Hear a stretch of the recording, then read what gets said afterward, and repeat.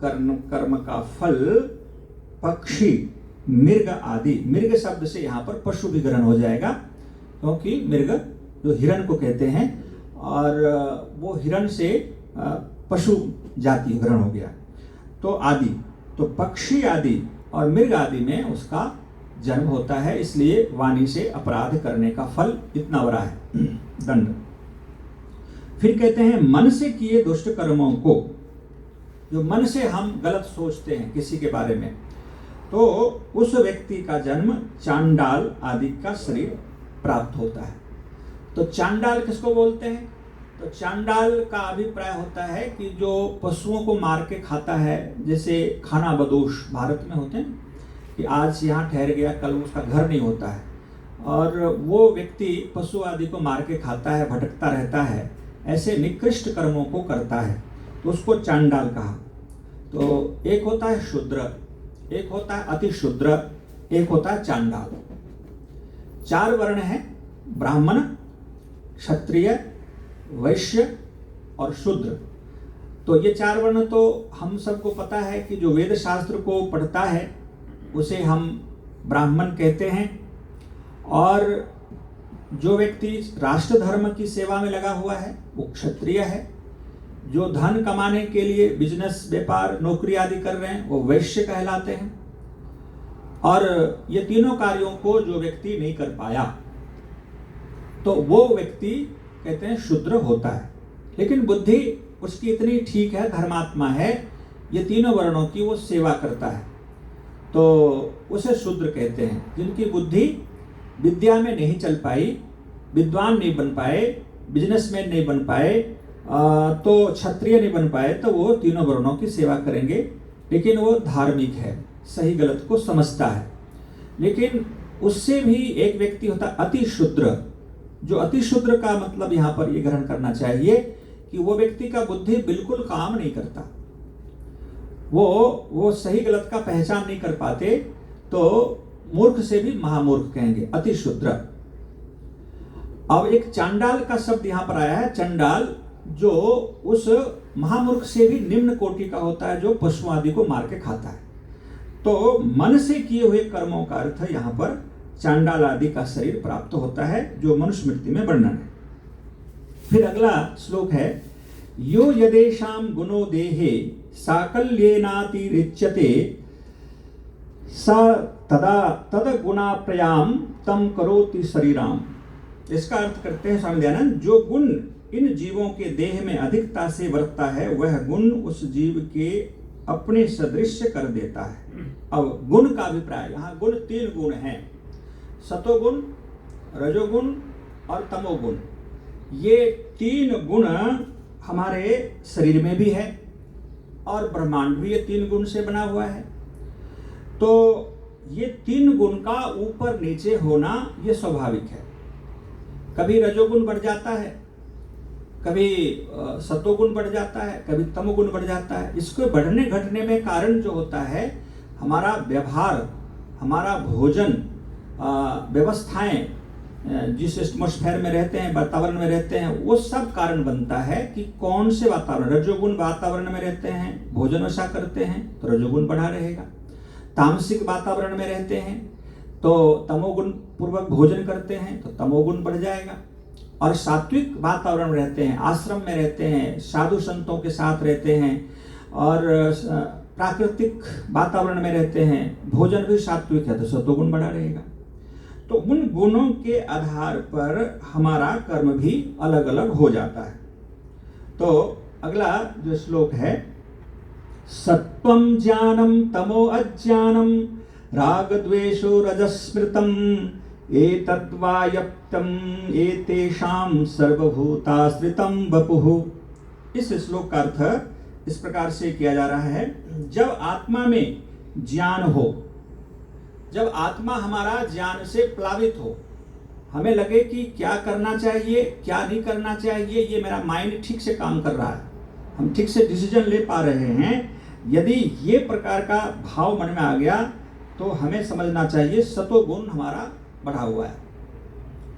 फिर कहते हैं जब अज्ञान रहे, जब कुछ समझ में नहीं आ रहा है कि क्या करना चाहिए नहीं करना चाहिए, मूढ़ अवस्था, किम कर्तव्य विमूढ़म, हमें समझ नहीं आ रहा कि इस समय मुझे क्या करना चाहिए, बुद्धि ठीक से काम नहीं कर रही है। तो तमोगुण बढ़ा हुआ समझना चाहिए कि मेरे अंदर तमोगुण बढ़ा हुआ है और इस कारण से ऐसी स्थिति मेरी बनी हुई है। फिर कहते हैं जब राग द्वेष आत्मा में लगे हों, हम किसी से द्वेष करते हैं, हम किसी से राग अटैचमेंट रखते हैं, तो इस प्रकार की जब भाव मन में प्रबल से बरत रहा हो, विद्यमान हो, तो ये हमें समझना चाहिए कि रजोगुण हमारे मन में बढ़ा हुआ है, शरीर में राजसिक गुण बढ़ा हुआ है। ये महर्षि मनु का श्लोक है। तो ये तीनों प्रकार के गुण सब संसार के पदार्थों में व्याप्त हो रहा है, क्योंकि ये जो 3 प्रकार के गुण हैं, तो ये 3 प्रकार के गुण सब जगह रहेगा। जिस कारण से जो कार्य हुआ है उस कारण का उपस्थित होना ये आवश्यक हो जाता है। हम रोटी बनाते हैं गेहूं का, तो गेहूं के आटे का उसमें टेस्ट आएगा, तो और मक्के की रोटी बनाएंगे तो मक्के का गुण रहेगा। तो उसी तरह से जिस पदार्थ से जो बना है उसका गुण तो रहना ही अनिवार्य है। संसार भी ये 3 गुण से बना है, हमारा शरीर भी 3 गुण से बना है। तो यही ऋषि दयानंद का यहाँ मीनिंग है। तो अगला श्लोक हम देखते हैं। कहते हैं तत्र यत्र प्रीतिम संयुक्तम किंचित आत्मनि लक्ष्येत प्राशांतम इवह शुद्धाभानम सत्वम तद उपाधारयेत। इसका अर्थ यहाँ पर क्या गया है कि उसका विवेक इस प्रकार करना चाहिए कि जब आत्मा में प्रसन्नता, मन प्रसन्न, प्रशांत और सदृश शुभा भानयुक्त वर्ते, तब समझना चाहिए कि हमारे मन में सतोगुण पर्याप्त रूप में बढ़ा हुआ है। सतोगुण बहुत बढ़ा हुआ है। कब? जब मन हमारा प्रसन्न हो और मन शांत हो और शुद्ध भान युक्त, मतलब अच्छा लग रहा है कि हम किसी के प्रति बुरा नहीं सोच रहे हैं, तो ऐसी स्थिति में हमें ये समझना चाहिए कि सत्वगुण पर्याप्त अधिक बढ़ा हुआ है। कहते हैं जब आत्मा और मन दुख युक्त प्रसन्न रहित विषय में इधर उधर गमन कर रहा हो, जब हमारा मन दुख से भरा है, परेशान है, हम तनाव में जी रहे हैं, डिप्रेशन में जी रहे हैं, और कहते हैं कि यहाँ पर विषय रूप रस गंध स्पर्श शब्द, ये 5 विषय हैं। तो इन 5 विषयों में भटक रहा है हमारा मन। तो हम ये समझ लें कि रजोगुण प्रधान है, रजोगुण बढ़ा हुआ है बहुत ज्यादा। तो और रजोगुण और तमोगुण यहाँ पर अप्रधान है, रजोगुण माने बढ़ा हुआ है। फिर कहते हैं जब मोह अर्थात सांसारिक पदार्थों में फंसा हुआ आत्मा और मन हो, तब जब आत्मा और मन में कुछ विवेक ना रहे, तो वही बात है, आत्मा और मन में कोई विवेक शून्य हो गया है। और उस स्थिति में मोह, तो एक होता है मोह, महामोह, अंधतामिश्र, तामिश्र। तो मोह तो मतलब अटैचमेंट, एक महामोह। अब वो व्यक्ति जैसे बालकपन की हठीपन आ जाता है, हठता, दुराग्रह कि मुझे बस यही मुझे चाहिए। तो ऐसे मन में भाव आ जाए तो समझिए कि हमारे मन में तमोगुण विशेष रूप से बरत रहा है। तो यहाँ पर इन गुणों को जो इन तीनों गुणों का उत्तम, मध्यम और निकृष्ट फल प्राप्त होता है, इसको पूर्ण भाव से इस प्रकार से कहते हैं। जो वेदों का अभ्यास, धर्मानुष्ठान, ज्ञान की वृद्धि, पवित्रता की इच्छा, इंद्रियों का निग्रह, धर्म क्रिया और आत्मा का चिंतन होता है, यही सत्वगुण का लक्षण है। जब हमारे जीवन में वेदाभ्यास, वेद का पढ़ने की इच्छा हो रही है, धर्म करने की इच्छा हो रही है, ज्ञान प्राप्ति की इच्छा हो रही है, तो ऐसे समझना चाहिए कि हमारे अंदर सत्वगुण का लक्षण है और इसको और बढ़ाना है। जब रजोगुण का उदय हो, सत्व और तमोगुण का अंतर्भाव होता है, तब आरंभ में रुचिता, धैर्य का त्याग, असत्य कर्मों का ग्रहण, निरंतर विषयों का सेवन में प्रीति होती है। तभी समझना चाहिए कि रजोगुण हम में प्रधान रूप से प्रकट है। तो इन सब बातों को यहाँ पर बताया गया है। तो हमें अपने जीवन को कैसे सुंदर बनाना है। कल मैं सांख्य दर्शन पढ़ा रहा था। कल आदरणीय प्रधान जी का आदेश हुआ कि सांख्य दर्शन स्टार्ट करें। तो सांख्य दर्शन में आया था कि मनुष्य इन तीनों गुणों से बंध करके अच्छे या बुरे कर्मों को करता है। तो इसका ये निचोड़ ये निकला कि हम अपने जीवन में सतोगुण को बढ़ाएं। तो सतोगुण को बढ़ाने के लिए भोजन पर ध्यान देना पड़ेगा, व्यवहार पर ध्यान देना पड़ेगा, अपने आसपास हम किस वातावरण में रहते हैं उस पर भी हमें थोड़ा ध्यान देना चाहिए, जिससे सतोगुण हमारा बढ़ा रहे, तो हम शुभ कर्म करते रहे। तो दो प्रकार के दुख से छूटने का दो साधन बताया गया था कल, और वो दो साधन था दृष्ट साधन और अदृष्ट साधन।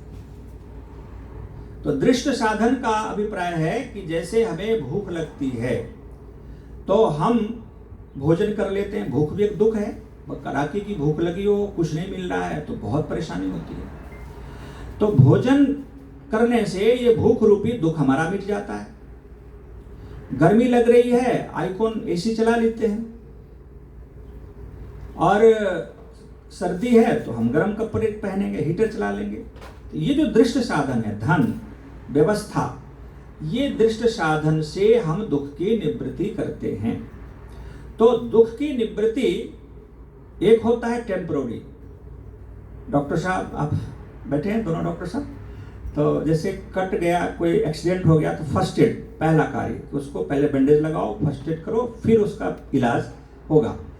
तो ये जो भूख लगना, प्यास लगना, तो कहते हैं कि ये जो दुख की निवृत्ति करते हैं ये टेम्पररी है, फर्स्ट एड है ये। और जो ज्ञानी होते हैं, वो ज्ञानी व्यक्ति उस दुख को ऑपरेशन करके उसको हटा देना चाहता है, जड़ मूल से उसको नष्ट करना चाहेगा। तो भोजन आदि करना, वस्त्र पहनना, घर बनाना, इसको पुरुषार्थ कहा। इसको ऋषि कपिल कहते हैं पुरुषार्थ है, ये भी एक जरूरी है, लेकिन इसी में सारी जिंदगी को बिता देना ये बुद्धिमानी नहीं। ये तो फर्स्ट एड का है, पहला आप रिक्वायरमेंट है भोजन वस्त्र, उतना आप कमा लीजिए, उतना व्यवस्था कर लीजिए। उसके बाद लगे कि अब मेरा धन कमा पर्याप्त हो गया है, अब मेरा जीवन चल जाएगा, बच्चे की पढ़ाई लिखाई हो जाएगी, परिवार को कोई कष्ट नहीं होगा, फिर रिटायरमेंट, प्री रिटायरमेंट। और रिटायरमेंट लेके फिर करेंगे क्या? तो कहते हैं उसके बाद हमें ये करना है कि दुख को छोड़ने का, पूर्ण रूप से दुख हमसे छूट जाए, इस पर काम करना है। क्योंकि दुख तीन प्रकार के हैं, दुख को हमें समझना पड़ेगा। और अब मैं ये प्रश्न आपसे करूं कि ऋषियों ने दुख की शब्द की व्याख्या क्यों किया? जैसे अभी दिन है तो दिन का अभाव हो जाएगा तो रात हो जाएगी, रात का अभाव हो जाएगा तो दिन हो जाएगा, प्रकाश और अंधकार। तो आप जैसे आधा गिलास पानी है तो कोई कहते हैं कि जी आधा गिलास पानी है, और कोई कहता है कि पानी हाफ गिलास भरा हुआ है। अब शब्द पर देखिए, कोई कहते हैं भरा हुआ आधा गिलास, और कोई कहते हैं पानी आधा ही है। दोनों का बोलने का, सोचने का ढंग अलग है। कोई माइनस मार्किंग कर रहा है कि आधा ही है गिलास में, कोई कहता है आधा भरा हुआ है। तो अब विचार करिए कि ऋषि ने दुख शब्द को क्यों कहा। अथ त्रिविध दुखम अत्यंत निवृत्ति अत्यंत पुरुषार्थ। मैं कल इस पर विचार किया था। तो सुख प्राप्ति की जितनी प्रबलता, सुख प्राप्ति की, जैसे आर्य समाज में प्रवचन होता है, संडे हवन होता है, ये सुख मिलेगा, अच्छा ज्ञान बढ़ेगा, लोगों की प्रवृत्ति उतनी नहीं बनेगी। लेकिन ये कह दें कि आप आर्य समाज में जाओ, आपको हवन में बैठने से आपका रोग ठीक हो जाएगा, आपको पुत्र नहीं है पुत्र हो जाएगा, आपकी नौकरी नहीं है नौकरी लग जाएगी, भीड़ लग जाएगी, यहाँ जगह नहीं बैठेगी मिलने के बैठने का। यदि ये प्रचार किया जाए, और मंदिरों में सब जगह यही होता है कि लोगों को ये जो दुख है जिस चीज की, उसकी निवृत्ति की बात बताई जाती है। और आर्य समाज में सुख की बात बताई जाती है। तो हमें सुख की बात नहीं बतानी, क्योंकि सुख प्राप्ति की उतनी ललक नहीं होती है व्यक्ति को। ठीक है, सुख मिल जाएगा, चले जाएंगे कभी, लेकिन अभी तो मुझे नीड है कि दुख हट जाए। तो दुख हटेगा तो सुख आएगा, और सुख हट जाएगा, दुख आएगा तो सुख हट जाएगा, दोनों कॉम्बिनेशन है। तो कहने का ढंग ये है कि हम लोगों को दुख की छुटकारा की बात करें, आपका दुख दूर हो जाएगा, रोग ठीक हो जाएगा, धन मिल जाएगा, पद प्रतिष्ठा ये दुख मिलेगा, दुख छूट जाएगा, तो लोग हमारे पास आएगा। इसलिए ऋषि कहते हैं अथ त्रिविध दुखात्यंत निवृत्ति अत्यंत पुरुषार्थः। तो 3 प्रकार के दुख बताए, आधिदैविक, आधिभौतिक और आध्यात्मिक। अब ये 3 प्रकार के दुखों को हम समझते हैं कि आधिदैविक दुख हमारे जीवन में लगा रहता है। जैसे गर्मी पड़ रही है तो हम परेशान हो जाते हैं। इस सृष्टि से जो दुख मिलता है उसको आधिदैविक दुख कहते हैं। दैविक प्रकोप, सुनामी आना, बाढ़ आना, अतिवृष्टि, अनावृष्टि, भूकंप, ज्वालामुखी आदि फटना, ये जो घटनाओं से हमें पीड़ा मिलती है। नेचुरल, जो इस पृथ्वी में, ब्रह्मांड में कोई ऐसे उपद्रव हुआ और हम पीड़ित हो जाते, परेशान होते, इस दुख का नाम ऋषियों ने आधिदैविक दुख कहा। और फिर कहा कि जो भूत प्राणियों से दुख, आधिभौतिक। आधिभौतिक दुख क्या है? तो जो भूत प्राणी है, हम सब भूत प्राणी हैं। तो हम सब भूत प्राणी कैसे हैं? तो 5 भूतों से बने हुए शरीर में जो भी प्राणी हैं उसको भूत प्राणी कहते हैं। जैसे आफ्टर डेथ लोग ऐसा मानते हैं कि वो भूत बन जाता है, प्रेत बन जाता है, मरने के बाद वो भूत रहता ही नहीं।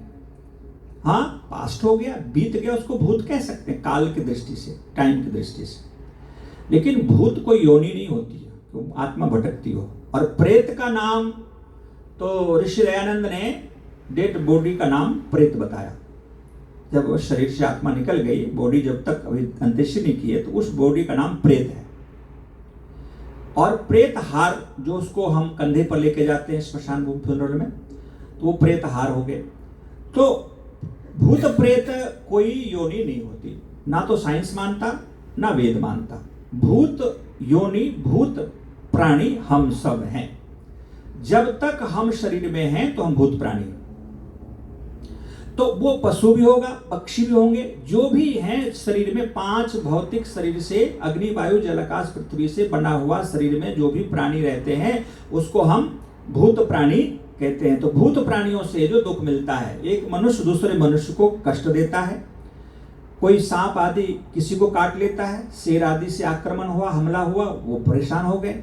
तो अन्य प्राणियों से जो दुख मिलता है उस दुख का नाम आदि भौतिक दुख का। ऋषि फिर कहते हैं कि एक होता है आध्यात्मिक दुख।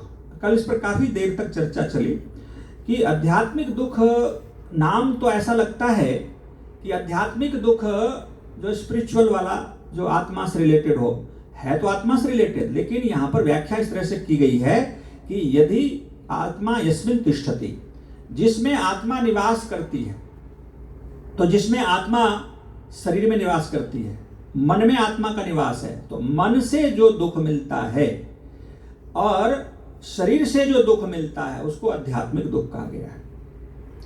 मानसिक आध्यात्मिक और शारीरिक आध्यात्मिक। तो ये 3 प्रकार के दुख, या तो हम गर्मी से पीड़ित हैं, नेचर से मिल रहा है, या किसी व्यक्ति से हम दुखी हैं, प्राणी से दुखी हैं, या स्वभाव हमारा सत्वगुण, रजोगुण, तमोगुण जो बढ़ाव है, मन में क्लेश है, उसके कारण दुखी हैं, शरीर में कोई रोग हो गया इस कारण से हम दुखी हैं।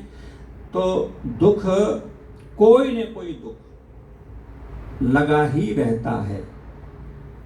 कुत्रापि कोऽपि न सुखिनो भवन्ति, कोई भी कहीं भी सुखी नहीं है। किसी पर उंगली रख दीजिए कि आप पूर्ण सुखी हो ना, उनको कोई न कोई प्रॉब्लम है ही। वो तो मोटा मोटी प्रॉब्लम उनको पता है, और जो उनको पता भी नहीं ऐसे प्रॉब्लम भी उनके साथ जुड़े हुए हैं। तो अब कहते हैं कि संसार दुखग्रस्त हैं और हम सब दुख से छूटना चाहते हैं। तो दुख से छूटना चाहते हैं तो केवल जो फर्स्ट एड वाला काम है, हमने पट्टी बांध दी, उस पर दवाई लगा दी, ठीक है, उससे काम नहीं चलेगा। अंदर जाके ऑपरेशन करके उस रोग को ठीक करना पड़ेगा, अंदर से उसके लिए काम करना चाहिए। वो है परमात्मा की भक्ति, तत्व ज्ञान की प्राप्ति, ज्ञानेन मुक्ति। जैसे जैसे हमारा ज्ञान बढ़ेगा और हम दुख से छूटते जाएंगे, परमात्मा के निकट जैसे जैसे पहुंचेंगे, आत्मा के निकट पहुंचेंगे, दुख हमारी पूर्ण रूप से छूटेगी। तो दृष्ट साधन और अदृष्ट साधन, दो प्रकार के साधन में बताए कि ये जो दृष्ट साधन है, जो दिखाई देता है संसार का साधन, इन साधनों से दुख की पूरी निवृत्ति नहीं होगी, थोड़ी देर के लिए हो जाएगी। लेकिन अदृष्ट साधन है श्रवण, मनन, निधिध्यासन और साक्षात्कार। जो भी कुछ हम सुनते हैं, पढ़ते हैं, ईश्वर के बारे में, आत्मा के बारे में, नेचर के बारे में, उस पर हम सुने तो फिर मनन करें, विचार करें कि मैंने क्या क्या सुना, फिर उसका निर्णय करें, निधिध्यासन, कि ये सही है। ऐसा ऊहा से, अपने तर्क से सिद्ध हो रहा है कि ठीक है, एविडेंस भी है इसमें। अब जब पता चल गया कि ये ठीक है तो उसको फॉलो करना है, उस पर हमें चलना है, तो इसको साक्षात्कार कहते हैं। तो ये श्रवण मनन आदि करना, अभ्यास वैराग का, यम नियम का पालन करना, ये जब कार्य करेंगे तो निश्चित रूप से हम दुख से पूर्ण रूप से छूट सकते हैं। हमें कभी भूख ना लगे, कभी सर्दी ना लगे, कभी बुढ़ापा ना आए, कभी मृत्यु, इस पर काम करना है। तो इसके लिए ऋषि ने कहा ये काम करना चाहिए। कभी कभी हमें ऐसा लगता है कि मन में जो हमारा विचार चल रहा होता है, तो मन में विचार चलता है हमारे संस्कार के कारण। हम संसार में दुखी रहते हैं। आज संसार में जो दुख है अधिकांश, वो रियल है नहीं, वो भ्रांति के कारण है। भ्रांति ही दुख का कारण है। ऐसे अविद्या भ्रांति ही है। हमें किसी के बारे में जब वास्तविक समझ हमारा नहीं होता है तो वो हमारा दुख बढ़ जाता है। जब किसी वस्तु स्थिति को वास्तविक रूप में हम समझ लेते हैं तो हमारा दुख कम हो जाता है। आज जितने संसार में वैमनस्य हैं, लड़ाई झगड़े हैं, वो एक दूसरे को ना समझ पाने के कारण। ये बड़ी विडंबना है। दुख को ऋषियों ने कैसे कैसे एक्सप्लेन किया। एक बड़ा ही सुंदर वेद मंत्र आया है कि स्वस्ति पंथा मनुचरेम सूर्य चंद्रमसाविव पुनर्ददता घ्नता जानता संगमे मही। अब ये मंत्र क्या कहता है, देखिए कि हे मनुष्यों, अपने जीवन को सुखी करना चाहते हो तो जिस मार्ग पर सूर्य और चंद्र का प्रकाश है, सूर्य और चंद्र का प्रकाश जिस मार्ग पर है, उस मार्ग पर आप चलिए, दिखाई देगा, आपकी यात्रा सुलभ सुगम होगी। लेकिन जिस पर अंधकार है, वो मार्ग आपके लिए कठिनाईपूर्ण होगा, उस पर चलना बड़ा कठिन होगा। तो चंद्र और सूर्य किस मार्ग पर है, तो जहां वेद है, वेद का पथ, ज्ञान का पथ, जो हम समझ पूर्वक अपने जीवन की यात्रा को आगे ले जा रहे हैं, ये पथ को सूर्य चंद्र प्रकाशित रास्ता कहा। और बस भेड़ चाल हम चल रहे हैं, हमें पढ़ना लिखना कुछ नहीं है, चिंतन कुछ नहीं करना, जो परंपरा से चले आ रहे हैं जो वही से हम कर रहे हैं, बस ठीक है। इसका आज के जो हमारी जनरेशन है, न्यू जनरेशन, ये बुद्धिमान जनरेशन है। ये कहते हैं, माता पिता कहते हैं मैं आपकी बात को ऐसे नहीं मानूंगा, मंदिर चलो, माथा टेको, क्यों टेकूंगा माथा, हवन करो, क्यों करूंगा हवन, इसका कारण बताओ, रीजन। विदाउट रीजन हम नहीं कर सकते, लाभ क्या है। तो मनुष्य वो जो सोचता है कि लाभ हानि को, तो जो मनुष्य चिंतनशील है, स्वाध्यायशील है, ज्ञानी है, वो ज्ञानपूर्वक अपने जीवन को आगे ले जाना चाहता है, तो ऐसे व्यक्ति का जीवन सूर्य चंद्र से प्रकाशित मार्ग पर चल रहा है, और वो वेद का मार्ग ही होगा, ज्ञान का मार्ग। वेद माने ज्ञान। फिर कहते हैं सूर्य चंद्रम असौ विवा पुनर्दता घनता जानता संगमे में। जब हम ज्ञानी बनते हैं तो और क्या करना है, ज्ञानी का कुछ ड्यूटी होता है, और वो ज्ञानी के लिए ड्यूटी बताया परमात्मा ने कि पुनर्दता घनता। यदि आप ज्ञानी हैं, आप समझदार हैं, तो आपको दानी बनना पड़ेगा। जो व्यक्ति दानी नहीं है वो ज्ञानी नहीं है। अब आप कहेंगे कि ऐसा कैसे हो सकता है? क्योंकि त्याग वही करता है जो संसार के सच्चाई को समझता है और वो अच्छे कार्यों में त्याग करता है। विद्या का दान, धन का दान, टाइम का दान।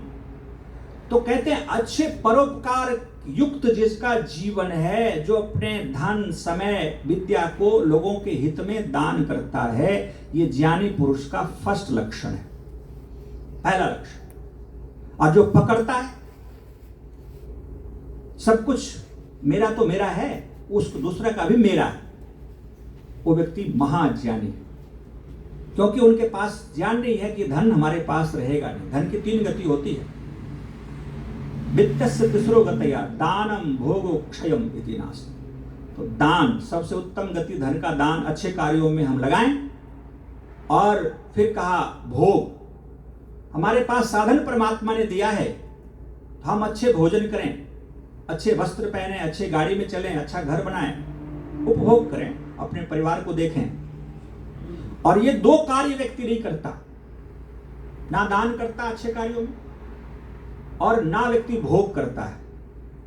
चाहे वो धन होगा या ज्ञान होगा या बल, तीनों पर घटेगा ये, तो वो उसका वो नष्ट हो जाता है।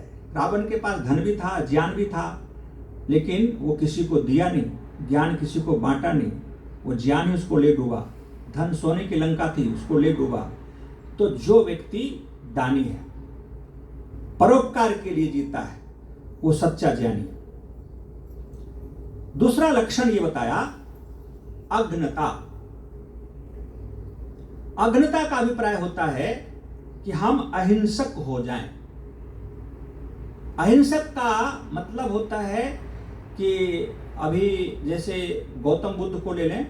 बुद्धिज्म में ऐसा मानता है कि बुद्धम शरणम गच्छामि, धर्मम शरणम गच्छामि। बुद्ध के शरण में आ जाओ, धर्म के शरण में आ जाओ, और चाहे वो चोर हो, आतताई हो, अच्छे हो, सबके प्रति समान भाव।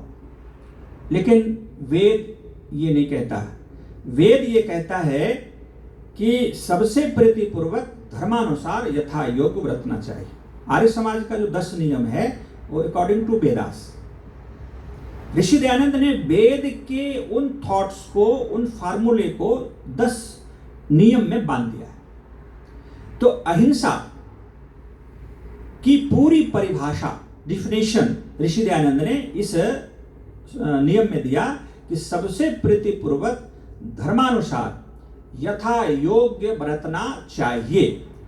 अब हमारे पास कोई व्यक्ति आया, उससे हम मेरे साथ दुर्व्यवहार कर रहा है, तो मैं उसको प्रेम से समझाऊंगा कि भाई गलत है, ऐसा ना करो। फिर भी वो नहीं समझता, धर्म के कौन डांट के बोलेंगे? बिल्कुल नहीं, ऐसा गलत कर रहे हो। धर्म के अनुसार व्यवहार किया, फिर भी वो व्यक्ति नहीं मानता। तो यथा योग, छठे साठ्यम समाचरित। ये नहीं कि मुझे एक गाल पर तमाचा रख दे, मैं दूसरा गाल बढ़ा दूं और मारो, नहीं। ये अहिंसा की परिभाषा नहीं है, नपुंसकता है, कायरता है। अहिंसा की परिभाषा है कि हमने प्रीतिपूर्वक प्रयास किया उसको सुधार करने का, फिर धर्मानुसार उसके साथ व्यवहार किया, फिर भी वो व्यक्ति नहीं मान रहा। यथा योग, जैसा वो कहता है वैसा हम करेंगे, उसको उसी तरह से जवाब देंगे। ये अहिंसा है। अब ये अहिंसा यदि नहीं है तो भगवान राम हिंसक हो जाएंगे। भगवान राम रावण को मारा, कितने राक्षसों का वध किया, तो वो तो हिंसक प्राणी हो गए ना। किसी को मारना तो हिंसक है। तो दुष्टों को मारना, दंड देना, ये अहिंसा है, धर्म है। भगवान कृष्ण जो काम किए, भगवान राम ने जो काम किए, वो कार्य। अब जैसे भारत की स्वतंत्रता की बात थोड़ा सा ले लीजिए, तो 2 दल थे, गरम दल, एक नरम दल। तो नरम दल के लीडर थे मोहनदास करमचंद गांधी, और गरम दल के लीडर थे सुभाष चंद्र बोस। और गरम दल के जो भी लोग थे वो सब स्वामी दयानंद के शिष्य थे, क्योंकि स्वामी दयानंद ये कहते थे कि तुम दुष्टों के साथ दुष्टता से व्यवहार नहीं करोगे तो वो तुमसे भागेगा नहीं, तुमसे वो डरेगा नहीं। तो स्वामी दयानंद के जो शिष्य भगत सिंह, राम प्रसाद बिस्मिल, लाला लाजपत राय और ऐसे सुभाष चंद्र बोस, ये जितने भी गरम दल के लोग हुए जो बम विस्फोट करते थे, अंग्रेजों को जहां तहां मार देते थे, वो काम ये करते थे। स्वामी दयानंद कहते थे ये अहिंसा है, ये धर्म है। दुष्टों को मारना, जो हमारे साथ अत्याचार कर रहा है उसके साथ हम भी अत्याचार करेंगे, ये पाप नहीं है, ये हिंसा नहीं है। अगर उसको छोड़ देते तो ये पाप होगा। तो अग्रता का अभिप्राय हमें जानना चाहिए कि हमें जो धर्मात्मा है, जो सज्जन है, उन व्यक्तियों के प्रति हमें आदर भाव रखना, उनके प्रति मन में भी बुरा भाव नहीं रखना, बुरा भाव न रखना, लेकिन जो दुष्ट है उसके साथ यथायोग्य व्यवहार करना, अग्रता। अंतिम जो बातें इसमें आई है, अंतिम बातें इसमें आई है कि जानता संगमे में, जिस पर मैं फोकस करना चाह रहा था कि हम एक दूसरे को नहीं जानते। प्रभामित्र का स्वभाव क्या है, यदि आपको पता नहीं है तो मेरे विषय में तरह तरह के विचार आपको आएंगे, शंका करेंगे। आपके विषय में मैं नहीं जानता हूं, तो आपके विषय में कल्पनाएं हमारी बहुत सारी होगी, लेकिन जब हम लंबे काल तक साथ रहते हैं, एक दूसरे को हम जान लेते हैं नेचर क्या है। तो जैसे हरियाणा में बोली बड़ी कड़क होती है, बड़े रफ बोलते हैं लोग। तो जब मैं शुरू में हरियाणा में रहने लगा तो मुझे बड़ा बुरा लगता था कि व्यक्ति कैसा है, ऐसा अभद्र व्यवहार करता है, ऐसे रूखापन बात करता है। बाद में पता चला इसका स्वभाव ही ऐसा है, यहाँ की बोली ऐसी है, खरी बोली। अब हम समझ में आ गए। तो जब व्यक्ति साथ रहता है और एक दूसरे के स्वभाव को हम सान लेते हैं तो हमारी वैमनस्यता, लड़ाई झगड़े, ये सब हमारा समाप्त हो जाता है। और जब हम एक दूसरे को नहीं जान पाते तो शंका कुशंका मन में कुछ न कुछ पाल लेते हैं और वो हम उस पर लड़ाई चलता रहता है, खामखा परेशान रहते हैं। तो मनुष्य एक दूसरे को जाने। संसार में यदि सुख से जीना है तो संसार की सच्चाई को जानना पड़ेगा। दोस्त के साथ, मित्र के साथ रहना है तो मित्र की सच्चाई को जानना पड़ेगा, तब जाकर के आप सुखी हो सकते हैं। एक दूसरे को जानिए, इसका नेचर क्या है। और मैं जानता हूं उसका स्वभाव ये है, भीतर से व्यक्ति बड़े ठीक है। अच्छा, जानता का एक और मतलब है। जानता का मतलब है कि अपने को जानना। मैं कौन हूं, कहां से आया हूं। एक सुंदर उदाहरण मेरे मन में आ गया कि एक राजा थे और वो बड़े हीरे के शौकीन थे। हर व्यक्ति का अलग अलग शौक होता है। तो अपने स्टेट में जितने भी हीरे के पारखी थे, जहूरी, उनको अपने यहां बैठा करके वो वेतन देते थे। एक दिन एक बाहर से कोई जहूरी एक हीरा लेकर के, डायमंड लेके आया और उस राजा से कहा कि हे राजन, ये इस हीरे का मूल्य, कीमत, आपके स्टेट में तो बहुत सारे जौहरी रहते हैं, आप तो उनको वेतन देते हैं, तो मैं जानना चाहता हूं कि इसका मूल्यांकन करो, क्या इसका मूल्य है, कीमत क्या होगा। तो हीरे का मूल्य अलग अलग होता है, उसको जितना काटा जाए, तराशा जाए, उसका मूल्य उतना बढ़ता जाता है। तो किसी व्यक्ति ने कहा 50,000, 60,000 या 55,000, 1 लाख, 1.5 लाख, ऐसे कुछ जो मन में आया, जो अपना आकलन लोगों ने अनुमान से किया। और वो व्यक्ति सभी की बातों को मना कर दिया, बिल्कुल नहीं, ये गलत है, ये उत्तर आंसर ठीक नहीं है, इसका मूल्य जितना बता रहे वो नहीं है। अंत में अब वो राजा दुखी हो गए, तो कहा कि तुम लोगों को, यदि तुम लोगों ने ठीक से इसका मूल्यांकन नहीं किया, तुम लोगों को नौकरी से तो निकाल देंगे और हम मृत्यु दंड भी देंगे, इसलिए 1 दिन का समय देते हैं, आप लोग ठीक ठीक आकलन कर लो कि तुम इसको ठीक ठीक मूल्यांकन करना है इसे। तो उस स्टेट में एक रिटायर जो हो गए थे जौहरी, उनको पता चला। अब उनको जब पता चला तो वो भी आए कि चलो इस मुश्किल का समाधान हम करते हैं समस्या का। वो जैसे रिटायर्ड पर्सन आए और वो उस हीरे को देखा, बड़े अनुभवी थे, और उन्होंने तत्काल कहा कि 99,000 जैसे ही कहा, वो जो जौहरी जो पूछ रहा था वो बिल्कुल कहा कि बस लॉक लगा दीजिए, ये जो कह रहे हैं यही ठीक है। तो राजा भी खुश हो गए, राजा प्रसन्न हो गए कि चलो हमारा काम हो गया, हमारे स्टेट का लाज रखा ये व्यक्ति, वृद्ध व्यक्ति ने। तो उन्होंने, राजा खुशी से एक टाइम निश्चित किया कि ये जो वृद्ध रिटायर्ड जौहरी हैं इसका हम सम्मान करेंगे। सम्मान समारोह एक कार्यक्रम किया गया, स्टेज बनाया गया, मंच, और उस पर बैठाया गया। पूरे स्टेट के लोग यहाँ इकट्ठे हुए, खुद दोशाला चढ़ा रहे हैं, कोई फूल मना उसको पहना रहे हैं, सम्मान शुरू हुआ। एक संत, उसको भी पता चला कि जौहरी का सम्मान हो रहा है, तो वो भी निकल करके आ गए और राजा से कहा कि हे राजन, मैं आपके इस वृद्ध रिटायर्ड पर्सन जो मंत्री हैं जौहरी, आपको मैं भी रिस्पेक्ट करना चाहता हूँ। कहा ठीक है, हो भाग, आप संत हैं, आइए।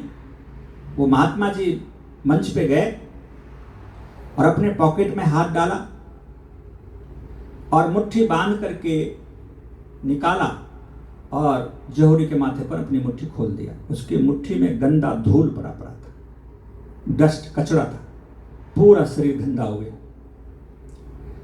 अब राजा भी क्रोधित हुए और वो व्यक्ति भी बहुत दुखी हुआ। कहा कि तुम मेरा सम्मान कर रहे हो, अपमान कर रहे हो। और राजा ने कहा कि हे महात्मन, तूने इस व्यक्ति का अपमान नहीं किया, पूरे स्टेट का अपमान किया, पूरे राज्य का अपमान किया है, आपने ऐसा क्यों किया?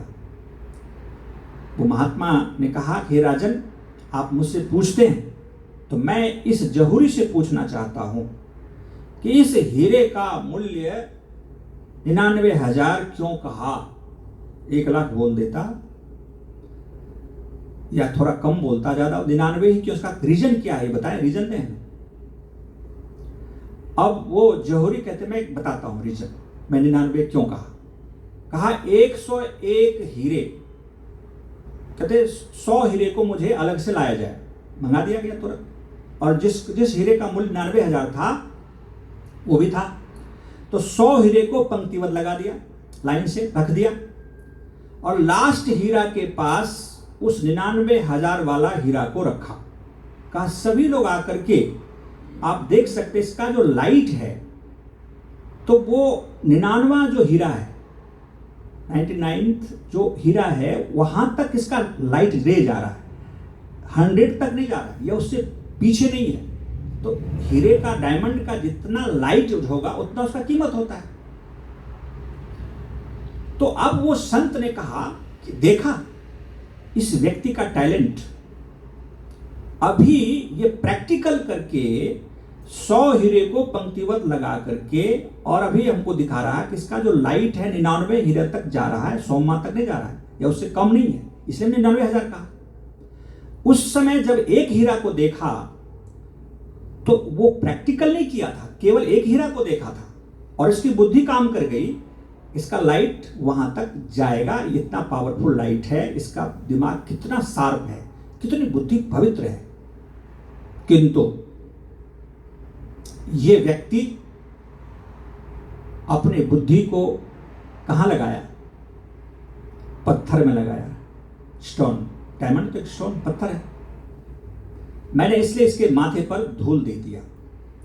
यदि ये व्यक्ति वेद में लगाया होता, यदि अपने इस माइंड को, इतनी तीव्र बुद्धि को ईश्वर चिंतन में लगाया होता, तो आज इस राष्ट्र को एक ऋषि मिलता, एक बहुत बड़े साइंटिस्ट, दार्शनिक मिलता। लेकिन इस पत्थर में लगाया रखा, इसलिए इसके माथे पर मैंने धूल दे दिया। मैंने ये उदाहरण इसलिए रखा कि हमारे पास भी टैलेंट है, हमारे पास भी वो बुद्धि है, मेधा बुद्धि है, जो हम एक ऋषि पद को प्राप्त कर सकते हैं, हम एक महान पुरुष बन सकते हैं, बहुत बड़े दार्शनिक बन सकते हैं, लेकिन हमारा जो अधिकांश, हमारी बुद्धि तीव्र तो है, लेकिन संसार की माया मोह में उलझा हुआ है। आज ये घर बनाना है, कल वो घर बनाना है, कल वो समस्या है, कल ये समस्या, इसी में अटक करके हमारी बुद्धि कुंठित हो जाती है। इसलिए हमें अपने समय को, और वेद में इस व्यवस्था है कि आप, और उसमें कुशल व्यक्ति का, योगा कर्मसु कौशलम, संसार में कल आया थी चर्चा सांख्य दर्शन में कि कुशल कौन है। तो कहते हैं कि जो व्यक्ति कुशल वही है जो अपने उलझनों को कम कर लेता है, और जो अपने उलझनों को बढ़ाता रहता है वो अकुशल व्यक्ति है। अपनी समस्याओं को बढ़ाने वाला व्यक्ति अकुशल है, और जो अपनी समस्याओं को कम कर लेता है, अपनी आवश्यकताओं को कम कर लेता है, वो कुशल है। कहते हैं कि जो व्यक्ति योगी होता है वो परिग्रह नहीं करता, अपरिग्रह होता है। तो अनुलभयम जोगवामुपो, कि जो व्यक्ति जोगी होता है, उलझन रहित उनका जीवन होता है, वो कुशल होता है, त्यागी होता है, मोह रहित होता है, और अपने जीवन को, अपने टाइम को अधिक अधिक सदुपयोग करता है अच्छे कार्यों में, साधना में, स्वाध्याय में, ईश्वर चिंतन में, बुद्धि को बढ़ाने में। हम सब इसी वेद पथ पर चलें और सत्वगुण को बढ़ाएं, और सत्वगुण हमारा बढ़ा रहे, बुद्धि ठीक काम करे, अच्छे कर्मों करें, जिससे अगला जीवन हमारा रिजर्व हो जाए, मनुष्य का, मनुष्य ऊपर देवता का, पशु पक्षी की योनि में ना भटकना पड़े। तो यही सब संदेश था। बहुत बहुत धन्यवाद।